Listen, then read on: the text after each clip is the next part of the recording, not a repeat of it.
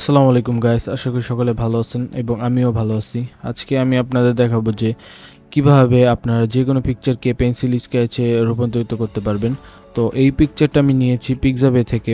আপনারা চাইলে সেখান থেকে ডাউনলোড করতে পারেন। পিক্সাবেতে যে এই বয় লিখে সার্চ করলে বা এই লিটল বয় লিখে সার্চ করলে আপনারা কিন্তু এই পিকচারটা পেয়ে যাবেন। তো বেশি কথা না বাড়িয়ে আজকে ভিডিওটা শুরু করে দিই। অ্যান্ড ফার্স্টে আমরা এই পিকচার লেয়ারটাকে আমরা আনলক করে নেব। আনলক করে নিয়ে এই এই লেয়ারটাকে আমরা কনভার্ট টু স্মার্ট অবজেক্টে কনভার্ট করে নিব। আমরা মাউসের রাইটে ক্লিক করলে এই অপশনটা আসবে, দেন এখান থেকে কনভার্ট টু স্মার্ট অবজেক্টে গিয়ে স্মার্ট অবজেক্ট করে নিব। অ্যান্ড এই লেয়ারটাকে আমরা একটা কপি করে নিব। কন্ট্রোল জে প্রেস করলে কিন্তু আমাদের সেম লেয়ারটা একটা কপি হয়ে যাবে। অ্যান্ড আমরা এখান থেকে কালার ডচ নামে একটা অপশন আছে, সেই অপশনটা দিয়ে দিব।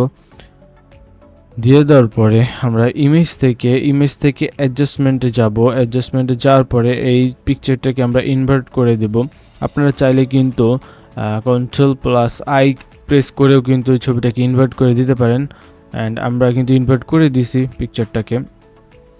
দেন আমরা ফিল্টারে যাব। ফিল্টারের থেকে ব্লার থেকে গোশন ব্লার এখানে আমরা অবশ্যই যে কোনো পিকচার আমরা পেন্সিল স্কেচে রূপান্তরিত করার সময় একটা জিনিস খেয়াল রাখতে হবে যে আমাদের অবশ্যই গোশন ব্লারের রেডিয়াসটা 5 থেকে 6 মধ্যেই রাখতে হবে, তাহলেই সুন্দর লাগবে। তো আমি এটা একটু কমায় দিচ্ছি, না হলে একটু বাড়ায় দিব। একটু বাড়ায় দিই। হ্যাঁ, এটা মনে হয় ঠিক আছে। হ্যাঁ, ঠিক আছে, এত 3 রাখি আমি। আপনারা চাইলে কম বেশি করতে পারেন। বিভিন্ন ছবির ক্ষেত্রে আপনারা একটু এক্সপ্লোর করে দেখবেন যে কোন রেডিয়াসটা কত পয়েন্ট হইলে ভালো হয়। অবশ্যই কিন্তু 5 থেকে 6 মধ্যেই রাখবেন, বাট এর মধ্যেই দেখবেন যে কোনটা দিলে ভালো হয়, সুন্দর লাগে আর কি। তো আমি কিন্তু এটা ক্লিক করে দিলাম। অ্যান্ড তারপরে আমি এখানে অ্যাডজাস্টমেন্টে ক্লিক করে হিউ অ্যান্ড স্যাচুরেশন নামে একটা অপশন আছে, এটাতে আমি যাওয়ার পরে আমি এখানে দেখতে পাচ্ছেন স্যাচুরেশন নামের একটা অপশন পাবেন আপনারা।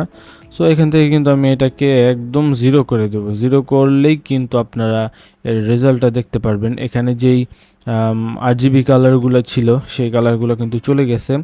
তো এখানে কিন্তু আমাদের শুধুই ব্ল্যাক অ্যান্ড হোয়াইট যেই কালারটা আছে সেটা কিন্তু আসে পড়ছে।